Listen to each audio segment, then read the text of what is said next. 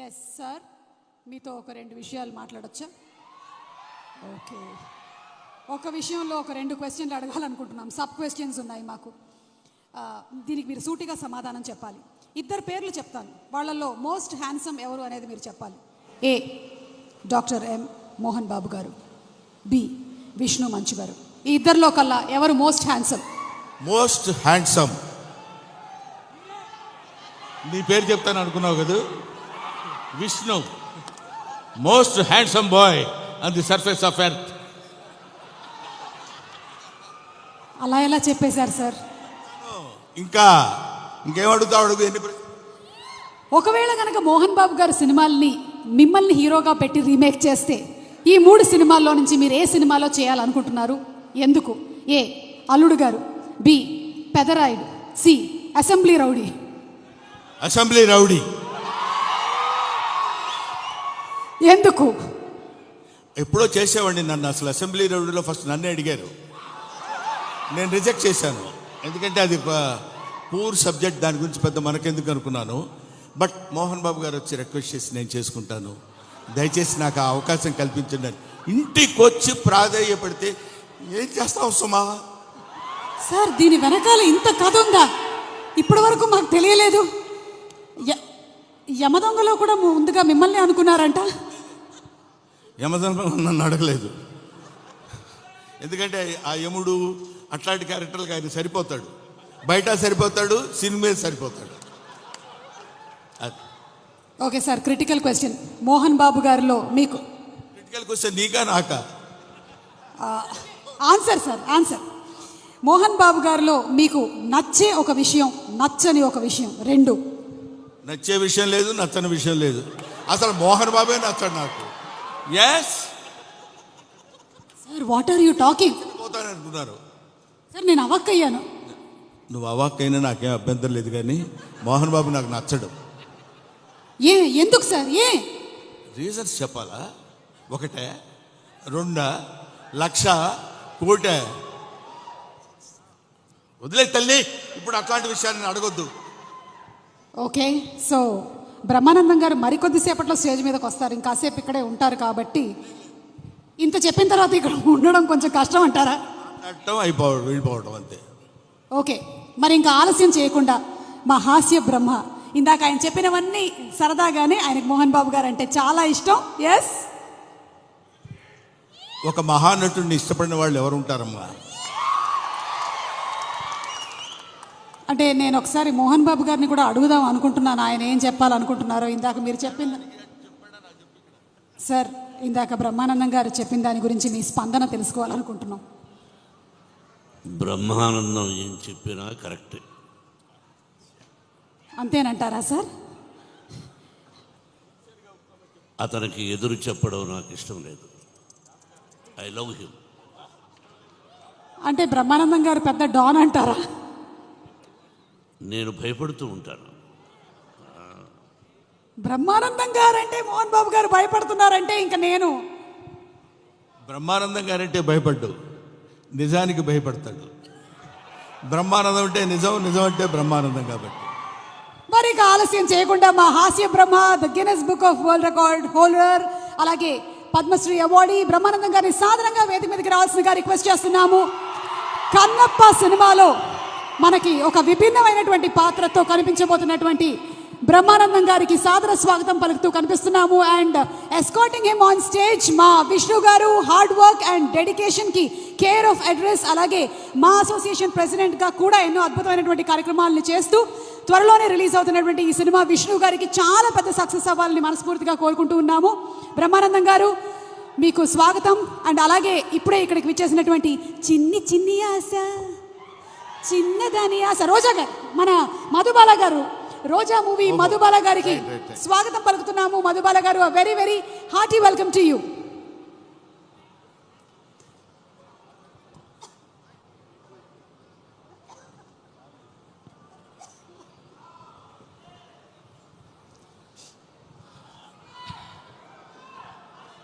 అందరికీ చిన్న పెద్ద తేడా లేకుండా విచ్చేసినటువంటి కన్నప్ప స్వరూపులకి నా హృదయపూర్వకమైన నమస్కారాలు తెలియజేసుకుంటున్నాను.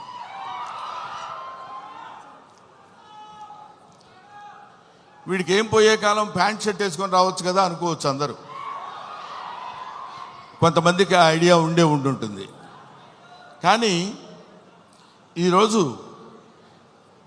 ఈ సభ శివతత్వానికి సంబంధించిన సభ, శివుడికి సంబంధించిన సభ, శివ మహత్యానికి సంబంధించిన సభ కాబట్టి ఆయన గురించి మాట్లాడేటప్పుడు ఒళ్ళే కాదు, మనం ధరించిన బట్టలను కూడా జాగ్రత్తగా ఉంచుకోవాలేమో అన్న అభిప్రాయంతో వచ్చాను ఇలాగ.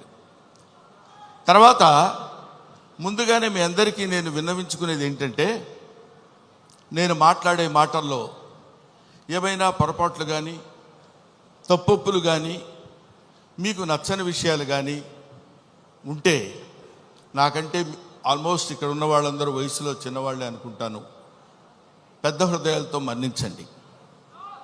ఒకటి. నెంబర్ 2, కన్నప్ప ఈ సినిమా మోహన్ బాబు గారు ఎందుకు తీశారబ్బా అని అనుకున్నా ఒకసారి. ఎందుకంటే మోహన్ బాబు గారి గురించి మీ అందరికీ తెలుసు.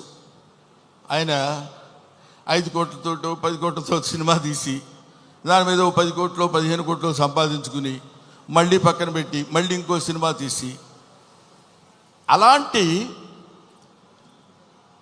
డబ్బుకి అతి ప్రాధాన్యత ఇస్తూ గౌరవించేటువంటి వ్యక్తి మోహన్ బాబు గారు. నాకు తెలుసు 200 కోట్లు పెట్టి ఈ సినిమా ఈయన ఎందుకు ప్లాన్ చేశాడు అనే ఆలోచన చేస్తే, ఈ ఆలోచన ఆయనది కాదు, ఈ ఆలోచన ఆయనకు వచ్చినటువంటి ఆలోచన కాదు, సకల సృష్టి స్థితి లయకారుడైన ఆ పరమేశ్వరుని ఆలోచన అతనిలో సంక్రమించిందేమో. ఒకటి. ఇంకో పాయింట్ ఏంటంటే,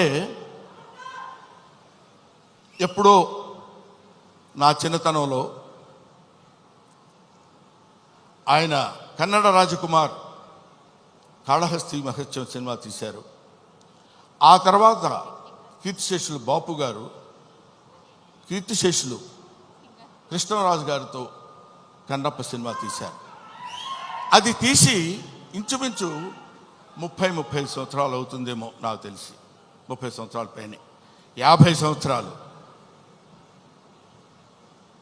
ఆ సినిమా తర్వాత భక్తి తత్వాన్ని ఇప్పుడు ఇక్కడున్నటువంటి కుర్రకారందట్లో భక్తి సన్నగిల్లిపోయి అరాచకాలు పెరుగుతున్న సమయంలో ఏదో ఒక భారతీయ తత్వాన్ని, భారతీయ శివతత్వాన్ని తెలియపరచాలి ఇప్పుడున్నటువంటి కుర్రకారుకి అనేటువంటి ఆలోచనతోటి శివుడే, సాక్షాత్తు శివుడే, సాక్షాత్తు ఆ పరమేశ్వరుడే, సాక్షాత్తు ఆ కాళహస్తీశ్వరుడే, సాక్షాత్తు ఆ వాయులింగుడే మోహన్ బాబుని ఇలా రారా అని పిలిచాడు.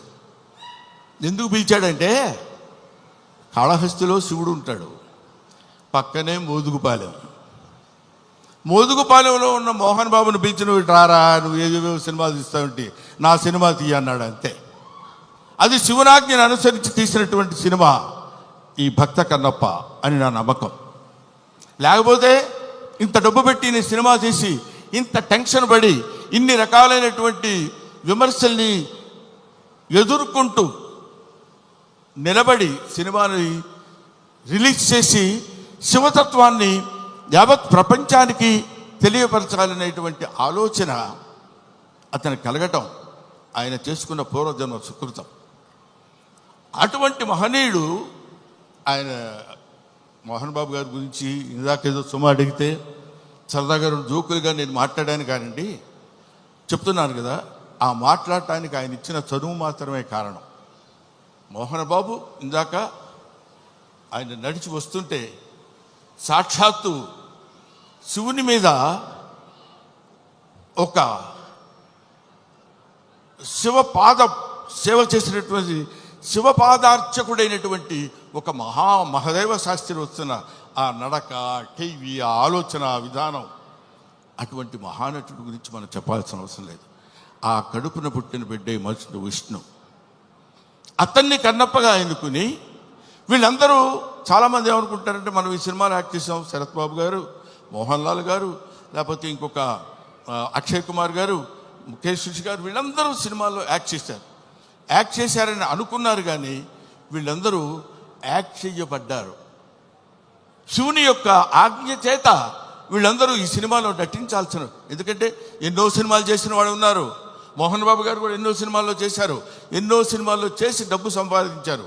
డబ్బు సంపాదన మాత్రమే ప్రాతిపదికగా తీసినటువంటి సినిమా ఇది. అయితే అయి ఉండొచ్చునేమో కానీ కొంతమంది దృష్టిలో ఇది కేవలం పరమేశ్వరుని యొక్క అనుజ్ఞ చేత, పరమేశ్వరుని యొక్క ఆజ్ఞ చేత శిరసావహించి తీసినటువంటి ఈ సినిమా. అందుకని నేనేం చెప్తున్నానంటే, మీ అందరికీ, మహానుభావులకి, మహాత్ములకి, ప్రవచనకారులకి, ప్రయోక్తలకి, మీ అందరికీ శిరస్సు వంచి పాదాభివందన చేసి నేను చెప్పే మాట ఏంటంటే, పెచ్చుమీరిపోతున్నటువంటి ఈ కలియుగంలో కలి యొక్క ప్రభావం చేత పరమ దుర్మార్గమైనటువంటి ఆలోచనలతో ఉన్నటువంటి ఈ మానవుల్ని కనీసం భక్తి అంటే ఇది, భక్తి అంటే ఇలా ఉంటుంది. మనం ఇంత భక్తితో ఉంటే మనకు అన్ని శుభాలే జరుగుతాయి. కొంచెం కష్టపెట్టిన ఈ సినిమా తీసిన దగ్గర నుంచి ఇప్పటి వరకు తండ్రి కొడుకులు ఇద్దరు ఎంత మదనపడ్డారో, ఎంత కష్టపడ్డారో సమీపంతో చూసినటువంటి వ్యక్తిగా నేను చెప్తున్న మాట. ఎందుకంటే భగవంతుడు ఊరికనే వచ్చేసి ఇదిగో తీసుకుంటారా అని అందరికీ తల్లి వెళ్ళిపోడు.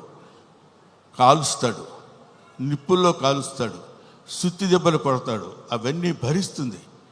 అది ఆయన ఎన్నుకున్న బంగారం. ఆ తర్వాత ఒక అద్భుతమైనటువంటి ఆభరణాన్ని చేయగలడు కన్నప్ప లాంటి సినిమా తీసి. అటువంటి సినిమా తీయడానికి ఉద్యుక్తుడైనటువంటి ఆ వ్యక్తి ఏమైనా సినిమాలు తీశాడు అనుకోండి, మీరు వదిలేసేయండి, దాని గురించి మనం పెద్ద పట్టించుకోవాల్సిన అవసరం లేదు. ఆయన విమర్శించండి, వాళ్ళ నటన విమర్శించండి, వాళ్ళని ఇంకేదో విమర్శించండి, తప్పు లేదు.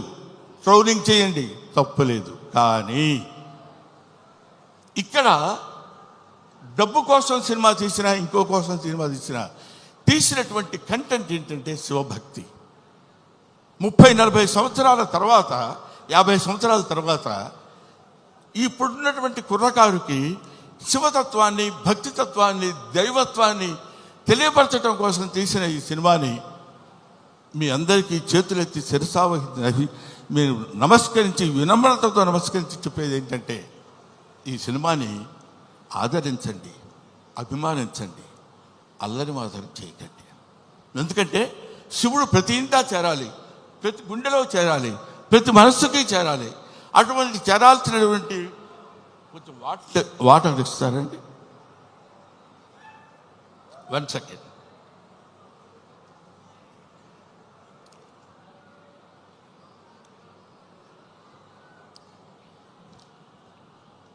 ప్రతివాడి హృదయంలో చేరాలి. ప్రతివాడి హృదయంలో ఉన్నటువంటి అద్భుతమైనటువంటి దీపాన్ని వెలిగించేటువంటి ప్రయత్నం చేశారు. కాబట్టి ఈ సినిమా దిగ్విజయంగా ఉండాలని మనస్ఫూర్తిగా కోరుకుంటున్నాను. పైగా ఈ సినిమా ఎందుకు ఆడాలని నేను కోరుకుంటున్నాను అంటే, ఇది కేవలం మహోన్నతమైనటువంటి భక్తుల గురించి చెప్పేటువంటి సినిమా మాత్రం కాదు. దూర్జటి మహాకవి, శ్రీకాళహస్తిలో ఉన్నటువంటి దూర్జటి మహాకవి ఆయన చెప్పింది ఏంటంటే, రే ఏంటేంటో వేదాలు, పుణ్యాలు, పునస్కారాలు, హోమాలు ఇవన్నీ చేయటం కాదురా. అవన్నీ తెలియని వాళ్ళు కూడా చాలామంది ఉన్నారు. అవన్నీ తెలియని మనుషులు ఉన్నారు. అవన్నీ తెలియని జంతువులు ఉన్నాయి. అవన్నీ తెలియని పురుగులు, పాములు ఉన్నాయి. అవన్నీ తెలియని క్రిమి కీటకాలు కూడా ఉన్నాయి. వీటన్నిటికీ నేను మోక్షాన్ని ఇవ్వగలను. ఏ వేదంబు పఠించలూత. సాలెపురికి ఏ వేదం చదువుకుంది? భుజగం ఏ శాస్త్రములు చూచాను. పాము ఏ శాస్త్రములు చూచింది? తాను ఏ విద్యాభ్యసనం వచ్చే కరి. ఏనుగు వెళ్ళిపోయి ఏ విద్యాభ్యాసనం చేసింది? చెంచు ఏ మంత్రం ఊహించాను. చెంచు ఏ మంత్రం ఊహించాడు? వాడికి ఏం తెలుసు? ఏమీ తెలియదు. బోధావిర్భావ నిదానములు చదువులయ్యా కాదు అని చెప్తున్నాడు. బోధావిర్భావ నిదానములు చదువులయ్యా కావు, నీ పాద సంసేవనాసక్తియే గాక జంతు తతికి శ్రీకాళహస్తీశ్వరా. అది ఆయన చెప్పింది. అటువంటి ఆటవిక మానవుడు యొక్క పాత్రని పోషించేటువంటి మా మంచు విష్ణు ధన్యజీవి, ధన్యజీవి, ధన్యజీవి. ఎందరో మహానుభావులు పోషించేటువంటి పాత్ర. ఇప్పుడు అతని పాత్ర పోషణ ఎలా ఉందో నేను చెప్పడం ఆర్టిస్టుల పాత్ర పోషణ ఎలా ఉందో అని చెప్పి ఈ సినిమా మీరు చూడండి, మోహన్ బాబుకు బోల్డెంత డబ్బులు ఇవ్వండి అని చెప్పడానికి మాత్రం నేను ఇక్కడికి రాలేదు. అటువంటి పాత్రలు, అరుదైన పాత్రలు లభించేటువంటి శక్తి కుర్రకారుగా ఉన్నటువంటి ఆ వ్యక్తికి లభించడం ఒక అదృష్టం. పోతే ఈ ఈ ఈ సినిమాలో చాలామంది నటించారు. అందరి నటన గురించి ఒక్కొక్కళ్ళ గురించి నేను చెప్పడం కంటే, భక్తి అంటే మనందరం ఏమనుకుంటామంటే, ఆ స్వామి దగ్గరికి వెళ్ళి శనివారం నాడు స్నానం చేసి, అయ్యో శుక్రవారం అండి వాళ్ళు ముట్టుకోను, గురువారం నాన్ వెజిటేరియన్ తిన్నావా, don't bring the God to kitchen level అన్నాడు వివేకానందుడు. భగవంతుడిని కిచెన్ లెవెల్కి తీసుకొస్తారు ఎందుకండి మీరు? అక్కర్లా, మీరు తినండి. కొండల కానలను తిరిగి దుర్జటి రాసిన పద్యం చెప్తున్నాను, నేను చెప్పేది కాదు. కొవ్విన పందుల లేళ్ల దుప్పులను చిన్నక పెద్దక కారు కమ్మగా ఉండుదురు, నీవిచ్చట ఉండనేలా నా కొడుకు ఆనతీక ఉడుమురికి రాగదవయ్య లింగమా, నువ్వు రా. మా చిన్నక్క పెద్దక్క ఉన్నారు, దుప్పి మాంసం, వేట మాంసం, పంది మాంసం తీసుకొచ్చి పెడతాను నీకు. కొవ్విన పందుల లేళ్ల దుప్పులు అంటే నువ్వు తినేటువంటి ఆహారంలో ఉన్నటువంటి విశిష్టత గురించి నీకు నేను సమర్పిస్తాను. సమర్పణలో ఉన్నటువంటి ఆత్మ సమర్పణలో తనకు కలిగినటువంటి భావాన్ని పాదాల దగ్గర చేసి ఆత్మ నివేదన చేసుకున్నప్పుడు శివుడు అనుగ్రహిస్తాడు. బావా దేవుడే లేడంచు దూషించు దుష్టాత్మడని అన్నాడు కన్నప్ప. అటువంటి వాణ్ణి కూడా మార్చి తన వైపు తిప్పుకొని, ఒరే నన్ను ఆశ్రయించు, నీకెవడో దిక్కులేనప్పుడు నేనున్నాను నీకు. ఎందుకంటే ఇంకా ఆయన గురించి చెప్పాలంటే అద్భుతమైన విషయాలు ఎన్నో చెప్పొచ్చు. అందరూ కాదని కింద పడేస్తే చనిపోయిన శరీరాన్ని నేనున్నాను రా నీకు అని అక్కున చేర్చుకునేటువంటి మహానుభావుడు ఆ పరమేశ్వరుడు శివుడు. ఎవడు వద్దొద్దు అయిపోయాడు తీసి పడేయండి కింద అంటాం మనం, మన ఇంట్లో వాళ్ళనే మనం అంటాం. అటువంటి వాళ్ళని అందుకనే దాన్ని ఏమంటారంటే, అధికుడని అధముడని నరుని దృష్టిలోనే భేదాలు, శివుని దృష్టిలో అంతా సమానులే. కాబట్టి అక్కడ ఇచ్చట అస్పృశ్యత సంచరించుటకు తావే లేదన్నాడు జాషువా. ఇక్కడ అబ్బాయి నేను వీడు ఫలానా క్యాస్ట్ నేను వీడిని ముట్టుకొని అని ఉండదు. ఇటువంటి శివతత్వాన్ని మన వాళ్ళ వరకు, మన 2 రాష్ట్రాల వరకు అని కాకుండా యావత్ భారతదేశంలో ఉన్నటువంటి ఈ ఎవడు శివుడంటే ఇంకా ఎంతసేపు అయినా మాట్లాడతాను. కాకపోతే సుమ లక్కీగా ఇక్కడ లేదు. కాబట్టి ఎందుకంటే మీ అమ్మా నాన్న ఎవరంటే ఫలానా అని చెప్తాం, వాళ్ళ అమ్మా నాన్న ఎవరంటే ఫలానా వాళ్ళని చెప్తాం, వాళ్ళ అమ్మా నాన్న అని చెప్తాం. అలా వెళితే అసలు మీ అమ్మా నాన్నలు ఎవరంటే వాగర్ధావివ సంపృక్తౌ వాగర్ధ ప్రతిపత్తయే జగతః పితరౌ వందే పార్వతీ పరమేశ్వరవు. జగత్తుకే తల్లిదండ్రులైనటువంటి వాళ్ళు పార్వతీ పరమేశ్వరుడు. ఆ పార్వతీ పరమేశ్వరుల యొక్క అంశ చేత, నానా ఇది క్రిమి సాలెపురుగు, దీనికి మోక్షాన్ని ఇచ్చాడు. అది కీటకం పాము, దానికి మోక్షాన్ని ఇచ్చాడు. అది జంతువు ఏనుగు, దానికి మోక్షాన్ని ఇచ్చాడు. నాగరికత లేనటువంటి మనిషి, అడవి మనిషి, వాడికి మోక్షాన్ని ఇచ్చిందే కాకుండా శ్రీశైల మహాక్షేత్రంలో తన శిరస్సు మీద పెట్టుకున్నాడు. అదిగో కన్నప్ప గుడి అని మనం చూస్తాం. అంతటి ప్రాతిష్ఠ్యం కలిగినటువంటి ఈ అద్భుతమైనటువంటి కావ్యాన్ని చిత్రీకరించాలనేటువంటి ఆలోచన మోహన్ బాబు గారి కలగటం, ఇది అందరికీ పంచాలి. ఈ శివతత్వం అందరికీ తెలియాలి, ఈ భక్తితత్వం అందరికీ తెలియాలంటున్నారు. కాబట్టి మహాత్ములైనటువంటి వాళ్ళకి, మహానుభావులైనటువంటి వాళ్ళకి, జ్ఞానులైనటువంటి వాళ్ళకి, జ్ఞానమే అజ్ఞానం అనుకునేటువంటి వాళ్ళకి, అజ్ఞానమే జ్ఞానమని కూడా పరిగణించుకునే వాళ్ళందరికీ శిరస్సు వంచి, వయసులో మీ అందరికంటే పెద్దవాడైనా నమస్కరించి మిమ్మల్ని కోరుకునేది ఏంటంటే, శివతత్వాన్ని సంబంధించిన ఈ సినిమాని ఎవరు అడ్డుకోవద్దు. మీ అందరి సినిమా చూడమని కూడా నేను చెప్పట్లేదు, అడ్డుకోవద్దు. చూసిన తర్వాత ఆహా, ఇందాక ఆ మ్యూజిక్ డైరెక్టర్ ఉన్నాడు, శివుడికి కులం ఏంటండి? శివుడికి కులం ఏంటి? క్రిస్టియన్ ఫ్యామిలీ నుంచి వచ్చినటువంటి వ్యక్తి స్టీఫెన్సన్. మ్యూజిక్ డైరెక్టర్ పేరేంటండి? స్టిఫై. ఆయన శివతత్వాన్ని గురించిన సినిమా గురించి అంత అద్భుతమైనటువంటి భక్తితత్వంలోకి తీసుకెళ్ళటం అనేటువంటి ఆలోచన, ఇవన్నీ they are all picked. Sarath Kumar లేకపోతే ముఖేష్ ఋషి ఒక మోహన్ లాల్, వీళ్ళందరినీ అక్షయ్ కుమార్ లాంటి వాళ్ళని పట్టుకుని వీళ్ళు వీళ్ళు వీళ్ళు ఉండాలని ఆలోచన అతనికి ఎలా కలిగిందంటే, ఇది ఏది మనం చేసింది కాదు, ఈ కన్నప్ప సినిమా అనేటువంటిది ఒక అద్భుతమైనటువంటి ఒక the greatest adventurous film on the surface of earth. కాబట్టి భూమి మీద ఉన్నటువంటి ప్రతి వాళ్ళు, ముఖ్యంగా కుర్రకారు, భక్తితత్వాన్ని అంటే ఏంటో తెలియనటువంటి వాళ్ళు. ఎందుకంటే నేను ఏదో ఒక విషయంలో మాట్లాడుతూ, భక్తి అంటే ఏంటంటే వీళ్ళు పెద్ద దండాలు పెట్టుకుని పూజలు చేసేసి మంత్రాలు చదివేసి అని, అది తప్పులేదు, అది వాళ్ళ నమ్మకం కావచ్చు. కానీ మనకి జన్మనిచ్చినటువంటి దేవుణ్ణి నిరంతరం, అదే కన్నప్ప సినిమాలో ఒక పాటలు చూశాను నేను, అన్నం ముద్దలో దేవుడిని చూస్తాడు, సగం నరకబడిన కొయ్యలో దేవుడిని చూస్తాడు, ప్రతి చోట దైవాన్ని దర్శించుకునేటువంటి స్థితిని కల్పించటమే భక్తి. అటువంటి భక్తితో జీవితాన్ని ప్రసాదించి, పాంచభౌతికమైనటువంటి జీవితాన్ని ప్రసాదించిన ఆ భగవంతుడికి చిరస్థాయిగా కృతజ్ఞతతో ఉండటమే భక్తి. అటువంటి భక్తి రసమైనటువంటి సినిమాని నిర్మించి మనందరికీ పంచుతున్నటువంటి మంచు మోహన్ బాబు గారికి, మంచు విష్ణు గారికి నా హృదయపూర్వకమైన నమస్కారాలు తెలియజేసుకుంటూ, ముఖ్యంగా ఈ సినిమాలో నటించినటువంటి ప్రభాస్ గురించి చెప్పాలి.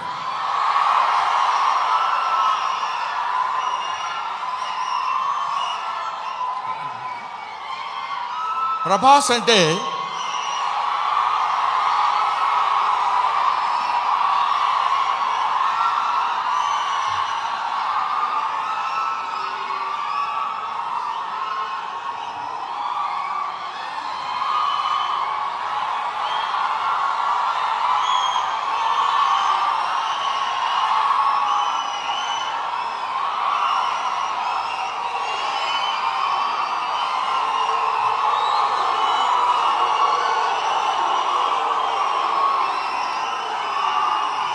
ప్రభాస్ అంటే ప్రభాస్ అది ఇంకా ఆపండి. ప్రభాస్ గురించి చెప్పాలి ఈ సినిమాలో. ఆయన ఒక ప్రపంచం గర్వించదగినటువంటి నటుల్లో ఇప్పుడు ఒకడు ప్రభాస్. ఈ సినిమాలో ఆయన ఎందుకు అంగీకరించాడంటే, సినిమాలో ఆయన డబ్బు కోసం అంగీకరించలేదు, ఏదో ఈ సినిమాలో ఒక అద్భుతమైన క్యారెక్టర్ చేయాలని ఆయన అంగీకరించలేదు.